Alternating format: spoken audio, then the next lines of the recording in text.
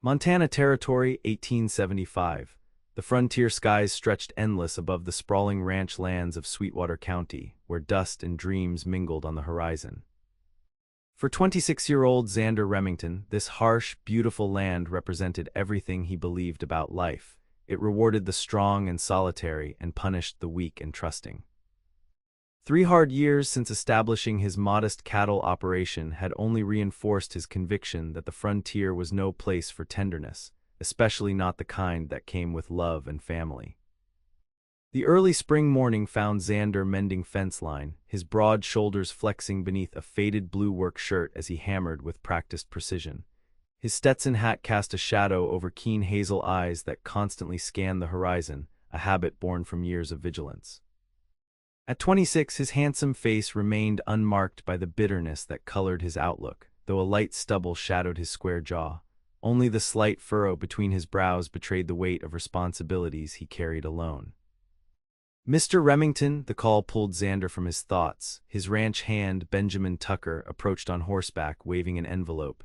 "Mail came through. Thought you might want this right away." Xander removed his gloves, accepting the letter with a puzzled frown. The return address bore the name of a matrimonial agency in St. Louis, one he'd contacted months ago in a moment of weakness, a decision he'd come to regret almost immediately. "She's coming," he muttered, scanning the contents. "Who's coming, boss?" "Miss Olivia Lockhart, the mail-order bride I wrote for last winter." Xander's jaw tightened. "Says she'll arrive on Friday's stage, that's tomorrow." "Well, I'll be," Ben's weathered face split into a grin. "That's fine news, Mr. Remington." "No, it's not." Xander crumpled the letter. "I sent a cancellation weeks ago, must not have reached them." He shoved the paper into his pocket. "I'll just have to explain the mistake and send her back." The older man's smile faded. "Seems awful hard on the lady, coming all this way." "Life is hard," Xander replied flatly. "Best she learn that now rather than later."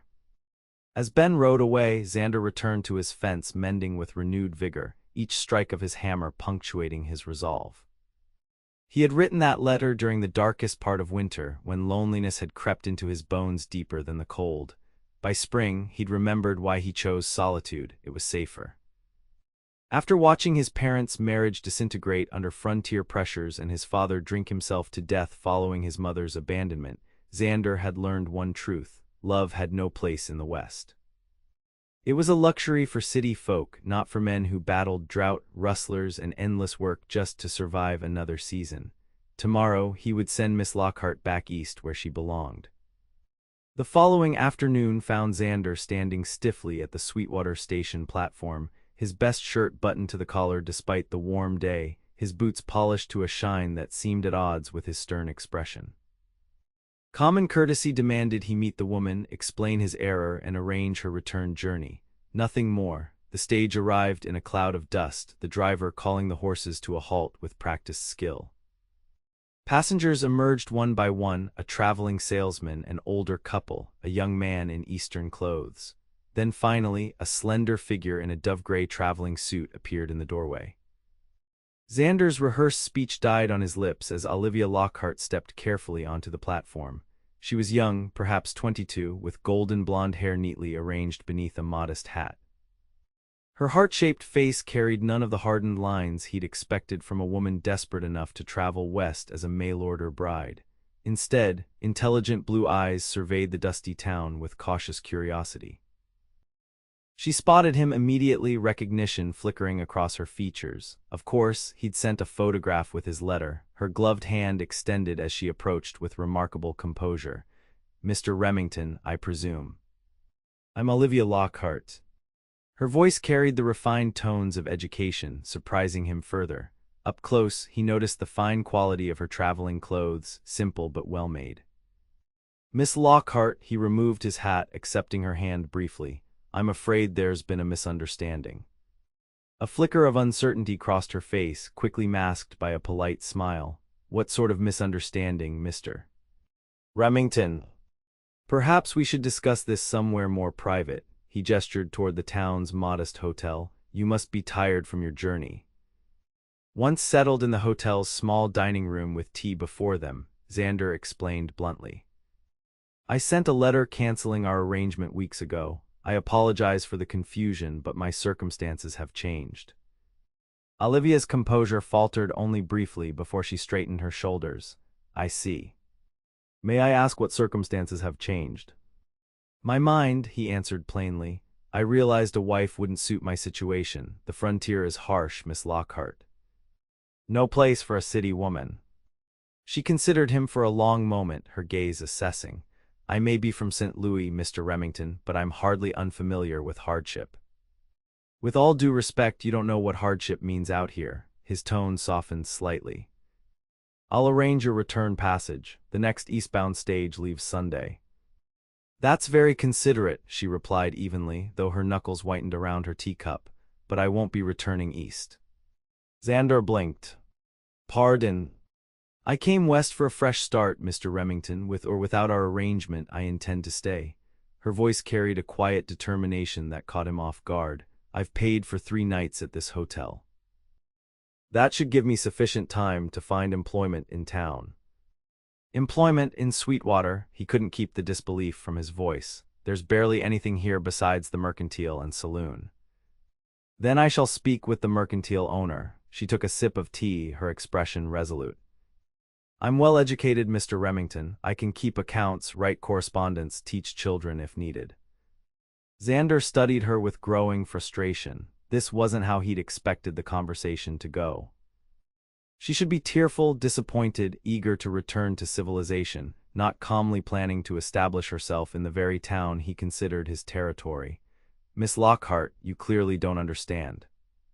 I understand perfectly, she interrupted, surprising him again. You've changed your mind, you're within your rights to do so. However, I've sold my possessions, left my position, and traveled 2,000 miles for a new life. I intend to have one, even if it's not as your wife. Something in her calm declaration stirred an unwanted admiration in Xander. Still, her naivety would get her into trouble. Sweetwater isn't ready for an independent woman with Eastern ideas, he warned. Perhaps, she conceded, but I'm ready for Sweetwater. The following morning, word had already spread through the small town about the pretty Eastern woman who'd been jilted by Xander Remington. By noon, Xander found himself cornered by Hattie Wilson, the formidable widow who ran the town's only boarding house. You ought to be ashamed, Xander Remington, Hattie declared, planting herself in his path outside the mercantile. That poor girl traveled all this way, and you're sending her away like damaged goods. I explained my situation, he defended, uncomfortable under the older woman's scrutiny, and she's not returning east. She intends to stay in Sweetwater. So I heard, already spoke with Henry at the mercantile about work. He can't hire her, though his nephew's coming next month to help with the books. Hattie's expression turned thoughtful. She's staying at my boarding house now, checked out of that overpriced hotel this morning. Seems a sensible girl, despite her unfortunate taste in correspondence. Xander ignored the barb. She'll realize soon enough this isn't the place for her. Maybe, Hattie shrugged, though she strikes me as the determined sort. Said she was a teacher back east. A teacher? This new information caught Xander off guard. Town could use one, Hattie continued. 15 children here with no proper schooling. Parents have been talking about it for months. The idea settled uncomfortably in Xander's mind. If Olivia established herself as Sweetwater's teacher, she'd become a permanent fixture in the community, in his life by extension. Well, that's hardly my concern, he replied stiffly. No, Hattie raised an eyebrow. Seems to me you brought her here, might owe her a bit more than a cold shoulder. Xander tipped his hat and strode away, irritation simmering beneath his composed exterior. He'd done his duty, offered to pay her return fare, explained his position clearly. What happened to Olivia Lockhart now was her own responsibility, not his. Yet as he rode back to his ranch, her words echoed in his mind. I came west for a fresh start. There had been something in her eyes when she'd said it, something that suggested she was running from something, just as he had once done. The thought troubled him more than it should. 3 days passed before Xander returned to town for supplies. He had nearly convinced himself he'd put the Olivia Lockhart situation behind him when he spotted her emerging from the mercantile, a basket of goods balanced on her arm. She wore a simple blue dress now, her golden hair arranged more practically than when she'd arrived. She looked settled, the sight unsettled him. He considered avoiding her, but pride wouldn't allow it. He dismounted, tying his horse to the hitching post just as she noticed him. "Mr. Remington," she greeted him with a polite nod. "Miss Lockhart. I see you're still in Sweetwater." "Indeed, and with promising news." A genuine smile brightened her features. "The town council has agreed to let me open a school. We'll use the old meeting hall until proper facilities can be arranged." Xander struggled to maintain his indifference. "Congratulations." "Thank you," she hesitated, then continued. "I understand you're on the town council. I appreciate your support in the matter." He'd missed the council meeting, caught up with a missing steer. The implication that he might have had a hand in her success irritated him. "I had nothing to do with it," he corrected, "though I'm sure the children will benefit from proper education." "I hope so." She adjusted her basket. "Mrs. Wilson mentioned your ranch is quite successful. You must employ several families." "4 men and their families," he confirmed cautiously, "with children of school age." And there it was, the reason for this conversation. 3 families with children, yes. "Would you object to them attending school in town? It's only 4 miles, I understand." The request was reasonable, but Xander felt cornered. Allowing his workers' children to attend would mean regular connections to Olivia, to the choice he'd rejected. That would be their parents' decision, he finally answered, though ranch work follows the seasons, not school schedules. "Of course. I plan to accommodate the agricultural calendar." She smiled again, undeterred by his coolness. "Well, I won't keep you, Mr. Remington. Good day." As she walked away, Xander couldn't help but admire her determination. The woman he'd expected to collapse under rejection was instead building a new life with remarkable efficiency. It was impressive, troubling, but impressive. That evening, his foreman's wife, Sarah Jenkins, approached him tentatively as he sat on the porch after dinner. "Mr. Remington, I heard in town today that a schoolteacher has arrived." Her eyes shone with hope. "Is it true she's starting classes next week?" Xander nodded reluctantly. "So I understand. Our Thomas and Lucy have had nothing but what I could teach them between chores." Sarah twisted her apron. "Would it be possible for them to attend? James and I would make sure their ranch duties were still met." The eagerness in her voice made refusing impossible. "If you and James can arrange their transportation to town, I have no objection." Sarah's face lit up. "Thank you, Mr. Remington. They'll be so excited." As she hurried away, Xander realized that, like it or not, Olivia Lockhart was now connected to his ranch through his workers' children. The woman who was supposed to disappear back east had instead woven herself into the fabric of Sweetwater, and by extension, his life. The following week brought unexpected trouble.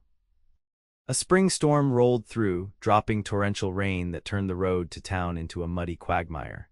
Normally, Xander would have postponed any trip to Sweetwater, but the Jenkins children were determined not to miss their second day of school. Their father had promised to take them in the wagon, but at dawn, James Jenkins appeared at Xander's door with an apologetic expression. "One of the pregnant heifers is struggling, boss. Can't leave her." Xander surveyed the gray sky and muddy yard with resignation. "I'll take them." The delight on the children's faces made the inconvenience slightly more bearable. 8-year-old Thomas and 6-year-old Lucy chattered excitedly the entire journey, their enthusiasm for learning surprisingly infectious. By the time they reached town, Xander found himself curious about the school Olivia had established. The old meeting hall had been transformed. Rows of mismatched benches faced a small podium, where Olivia stood welcoming children with a warm smile. She wore a modest navy dress, her blonde hair neatly pinned back, looking every inch the proper schoolteacher. When she spotted Xander with the Jenkins children, surprise flickered across her features before she composed herself. "Mr. Remington, how kind of you to bring Thomas and Lucy." She bent to greet the children at their level. "We're so glad to have you join us today." As the children scampered off to join their classmates, Xander found himself lingering awkwardly at the door. Their father had an emergency with the cattle. "I understand." Ranch life takes precedence. Her acceptance of this reality, without judgment, caught him off guard. "Will you be collecting them this afternoon as well?" If the roads don't worsen, he glanced outside at the continuing rain. If they do, she offered, the children can stay with me at Mrs. Wilson's boarding house. We have space. The offer was practical, yet Xander bristled at the implication he might fail in his responsibility. That won't be necessary. I'll return for them. Throughout the day, as Xander conducted business in town, his thoughts kept returning to the schoolhouse. What was Olivia teaching? How did she maintain order among children of such varying ages? At 4 o'clock, he found himself arriving early, hearing her voice through the partially open door as she read aloud from what sounded like a history text. Her voice was animated, bringing the dry material to life. When she asked questions, the children responded eagerly. Even Thomas, who Xander knew to be shy, raised his hand to answer. The scene was so different from Xander's own brief, stern schooling that he found himself listening, captivated. When class dismissed, the children burst outside, their energy undimmed despite hours of learning. Thomas and Lucy ran to Xander, faces bright with excitement. Mr. Remington.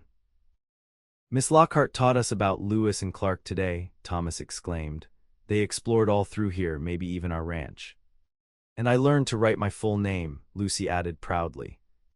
Olivia appeared in the doorway, watching the exchange with a small smile. They're bright children, Mr. Remington. You must be proud of your workers' families. They're good people, he acknowledged, suddenly conscious of how his earlier coldness toward her must appear. You've done well with the school. I didn't expect it to come together so quickly. The town has been remarkably supportive, she replied, gathering her books. Everyone has contributed something: benches, books, even the blackboard. Everyone except me, he realized with unexpected discomfort. You've contributed the Jenkins children, she countered graciously. Every student matters. As they stood in the light rain, Xander found himself offering, would you like a ride to the boarding house? The wagon has room. Her surprise at the gesture was evident, but she accepted with a nod. Thank you, that's very kind. The ride was brief but significant, the first time they had conversed without the tension of their initial meeting hanging between them. Olivia asked the children about ranch life, showing genuine interest in their descriptions of new calves and garden plantings. When they reached the boarding house, Xander found himself reluctantly acknowledging that Olivia Lockhart possessed qualities that would have made her a suitable partner in another life for another man. Thank you for the ride, Mr. Remington, she said as she stepped down from the wagon, and for bringing the children. I hope to see them regularly, weather permitting. They'll be there, he promised, tipping his hat. As April turned to May, an uneasy routine developed. 3 times a week, weather and ranch work permitting, the Jenkins children attended school, sometimes driven by their father, occasionally by Xander himself. Each interaction with Olivia became less strained, evolving into a cautious mutual respect. Xander learned that she had been a teacher at a girls' academy in St. Louis, that she was 22 years old, and that she possessed a quiet determination that commanded respect from students and parents alike. What he didn't learn was why she had agreed to become a mail-order bride in the first place, a question that increasingly nagged at him. The answer came unexpectedly during the town's May Day celebration. Sweetwater's social events were modest affairs, but the women had arranged a picnic and dance that drew everyone from miles around. Xander attended out of obligation, maintaining his usual position on the periphery until Sarah Jenkins insisted he join them for supper. The Jenkins family had invited Olivia to share their blanket, and Xander found himself seated across from her, acutely aware of how the sunset light gilded her hair and softened her features.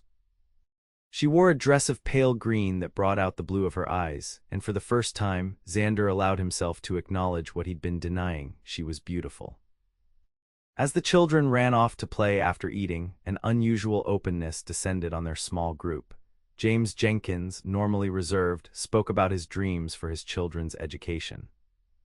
Never had much schooling myself, he admitted, but I want better for Thomas and Lucy.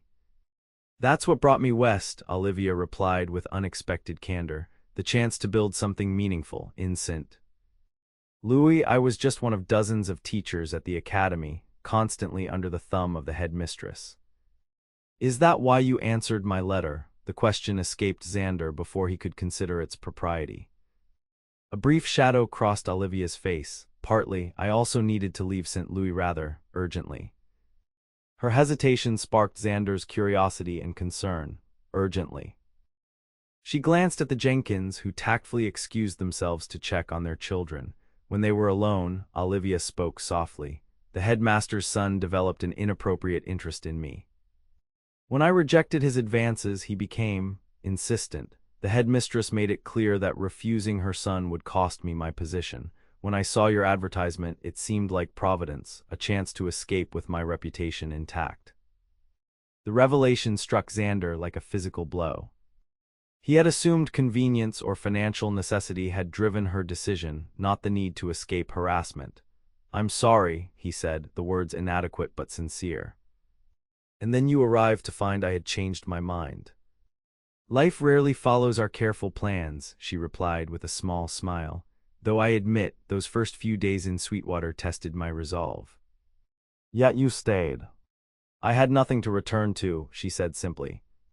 "And something told me this place could become home, given time." As dusk deepened into evening, lanterns were lit around the dancing area, and fiddle music filled the air. Couples began to form sets for dancing, and to his own surprise, Xander found himself extending his hand to Olivia. "Would you care to dance, Miss Lockhart?" Her momentary surprise gave way to a genuine smile. "I would, Mr. Remington." They joined the forming lines, and as they moved through the patterns of the dance, something shifted between them. Each time their hands met, each time they circled one another, Xander felt the walls he'd built begin to crack. This woman, who should have been a brief complication in his carefully ordered life, had instead become someone he looked forward to seeing. The realization was as unsettling as it was unexpected. When the dance ended, they walked together under the star-filled sky, their conversation turning to books, ranching, teaching, discovering shared interests neither had anticipated. For the first time since her arrival, Xander found himself wondering what life might have been like if he hadn't sent that cancellation letter. Their newfound understanding faced its first test just days later. Xander arrived at the schoolhouse to collect the Jenkins children, only to find the class in disarray and Olivia looking uncharacteristically flustered. "What's happened?" he asked, taking in the scene, several children crying, others whispering among themselves. "Mr. Calloway removed his son from class," Olivia explained, her voice tight. "He objected to my teaching about the contributions of Native Americans to Western expansion. He said some rather unpleasant things in front of the children." Xander's jaw tightened. Harold Calloway was known for his bigoted views, having fought in several Indian conflicts before settling in Sweetwater. "What exactly did he say?"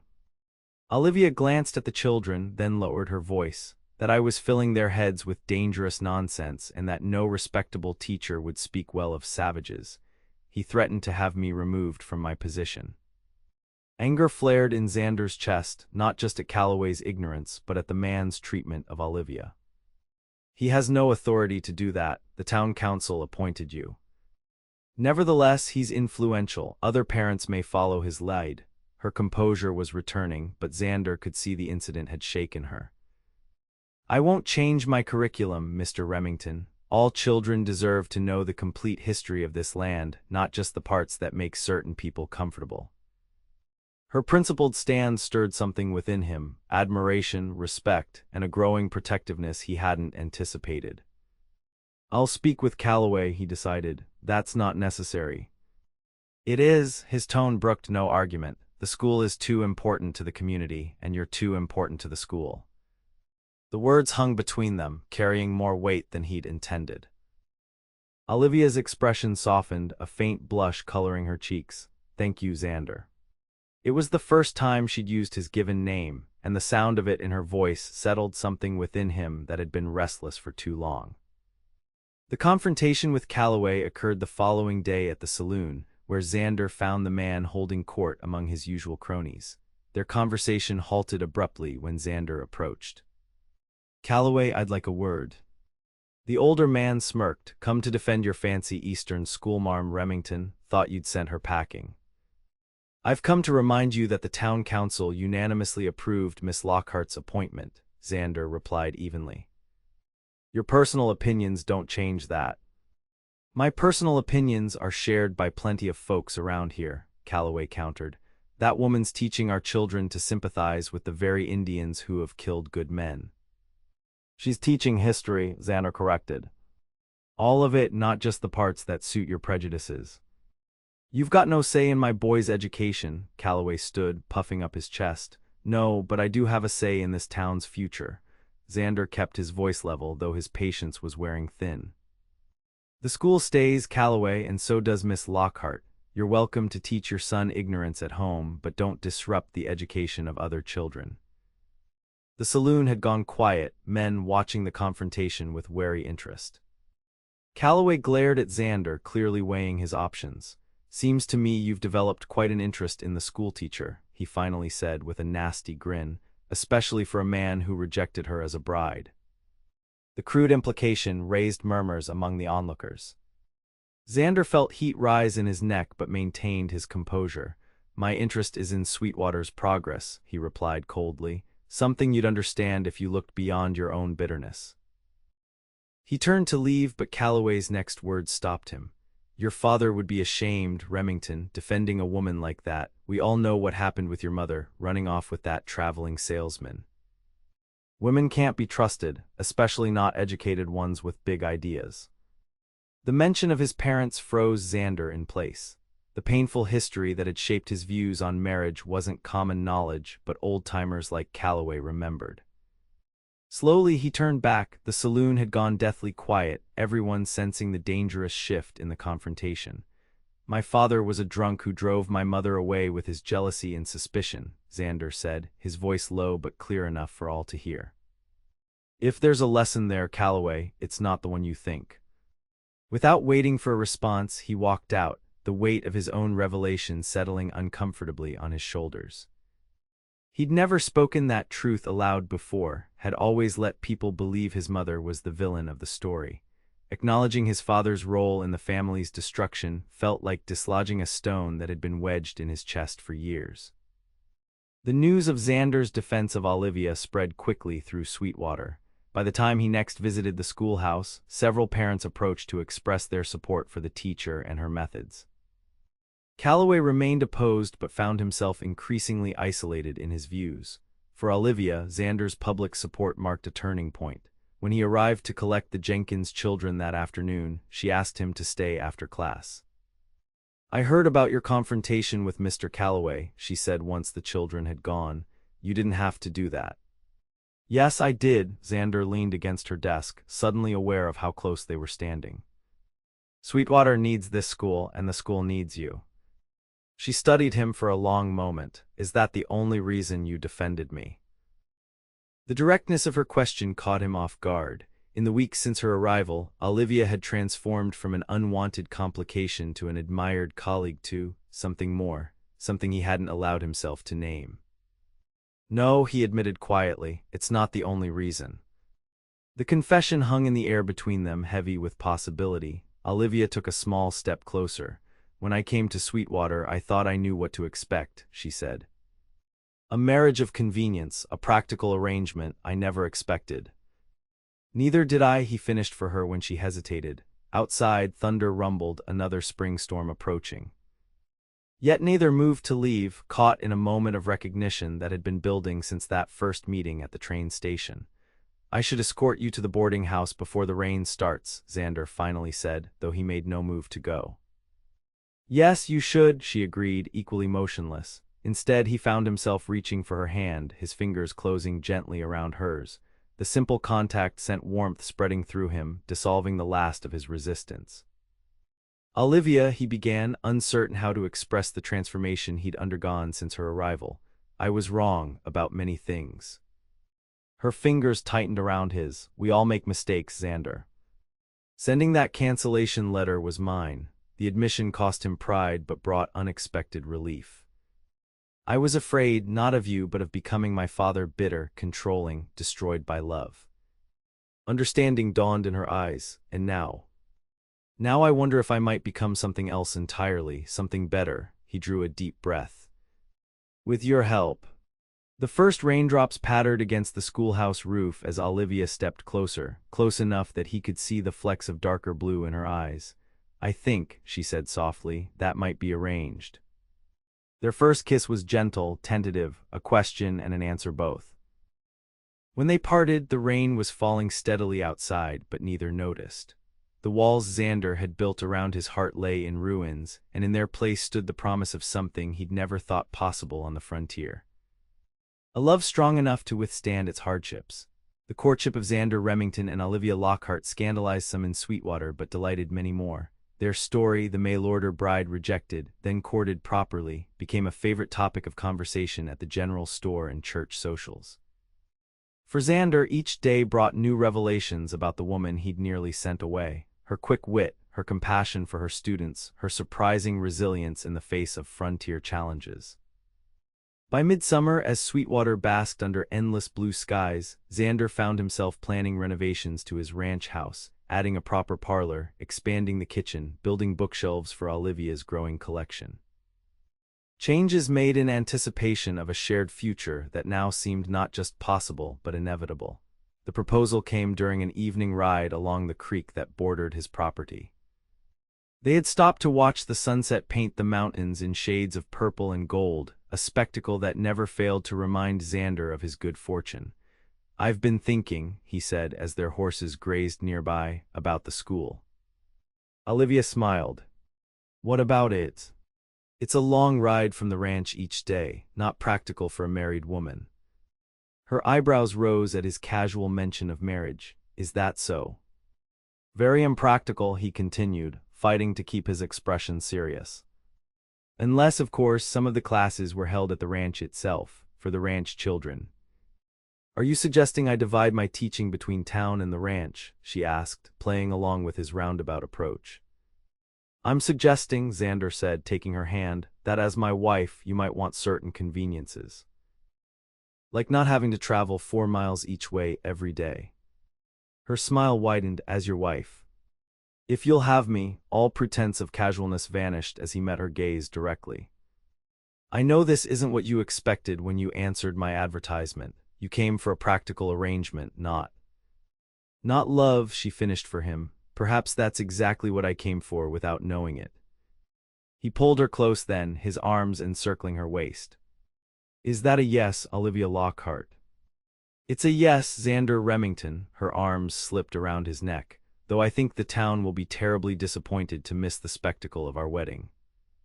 "Then we'll give them one," he promised. "The biggest celebration Sweetwater has ever seen." Their wedding in September drew people from 3 counties, curious to witness the culmination of a courtship that had begun with rejection. The church overflowed with well-wishers, the women of Sweetwater outdoing themselves with decorations of wild flowers and ribbon. Even Harold Calloway attended, grudgingly respectful after his son had begged to return to Olivia's class. As Olivia walked down the aisle in a gown of ivory silk, a gift from the town's women, Xander felt a certainty he'd never known before. The fear that had driven him to send that cancellation letter seemed like a distant memory, replaced by the knowledge that love wasn't a weakness on the frontier but a strength. A partnership that made the hardships bearable and the joys sweeter. When they spoke their vows, his voice never wavered. The words "I promise" felt not like constraints but like freedom, the freedom to build a life with someone who understood both his strengths and his fears. The celebration afterward lasted well into the night, with dancing and feasting that would be talked about for years to come. As evening fell, Xander led his bride away from the festivities toward the waiting buggy that would take them home to the ranch, their ranch now. "Happy Mrs. Remington?" he asked, helping her into the seat. Olivia's smile in the lantern light was answer enough, but she spoke the words he'd once thought he'd never hear or believe. "Happier than I ever imagined possible." As they drove toward home under a canopy of stars, Xander reflected on how thoroughly his convictions had been overturned. He had believed the frontier was no place for love, that survival required solitude and strength meant isolation. Olivia had proven him wrong with every step of her journey from unwanted bride to beloved wife. The ranch house glowed with welcoming light as they approached, lamps left burning by the hands who had decorated the porch with more flowers and ribbons. A beginning, not an ending, a home transformed just as he had been by the unexpected joy of finding love where he least expected it. "Welcome home," he said as he lifted Olivia down from the buggy. "Our home," she corrected gently, her hand finding his. Our home, he agreed, and led his bride across the threshold into their shared future, one built not on fear of the past, but on hope for what lay ahead. On the vast Montana frontier, where he had once sought only survival, Xander Remington had found something far more valuable: a love strong enough to weather any storm, and a partner with whom to face both the hardships and the joys that life would bring. In the years that followed, the Remington Ranch would become known not just for its fine cattle but for the school established in a converted bunkhouse, where Olivia taught the children of ranch workers and neighboring homesteaders alike. And on quiet evenings, when work was done and lessons complete, Xander would often watch his wife reading by lamplight and marvel at how close he had come to missing the greatest blessing of his life, all because he had believed the frontier was no place for love. He knew better now. The frontier was precisely where love was needed most.